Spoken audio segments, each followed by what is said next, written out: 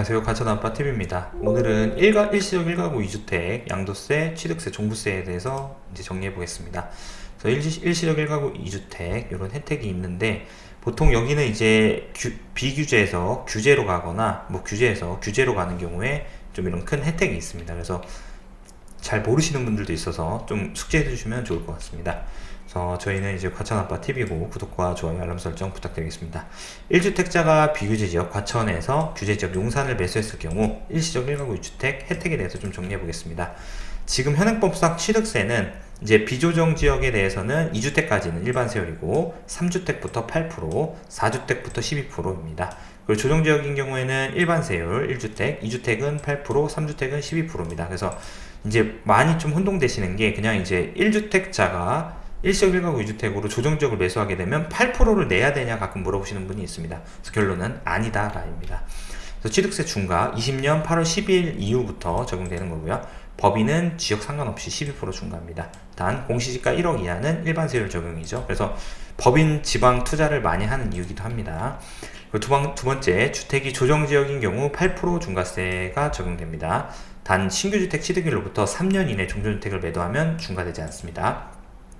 취득세는 양도세와 달리 종전주택을 1년 보유 후 신규주택을 취득하는 요건도 없습니다. 그래서 이것도 알아두시면 좀 좋을 것 같고요. 처분 예정인 자는 일반세율 1에서 3% 기본세율 납부 후 3년 이내에 종전주택 처분하지 않으면 중과 및 가산세를 납부해야 됩니다. 그래서 이거는 좀 사후관리가 들어가는 거고요. 실질적으로 3년 이내에 매도하면은 전혀 문제가 없습니다. 근데 이제 좀 더 받고 싶어서 좀 기간이 경과되면은 어떻게 보면은 이제 가산세까지 납부해야 되기 때문에 좀 큰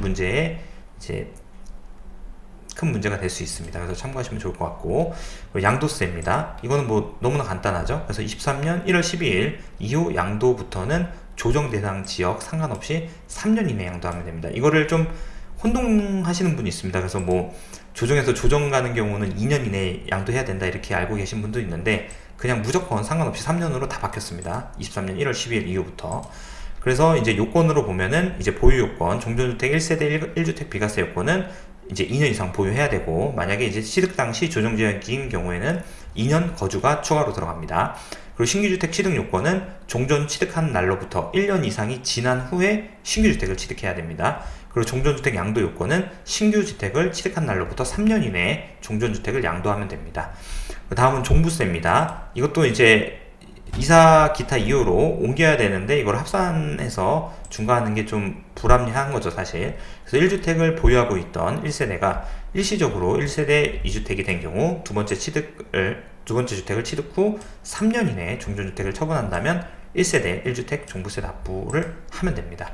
그래서 요거는 이제 보도자료인데, 23년 1월 12일 8시에 일시적 2주택의 종전주택 처분기한 연장, 양도세, 취득세, 종부세 모두 신규주택 취득일로부터 3년 이내 연장으로 바뀌었습니다.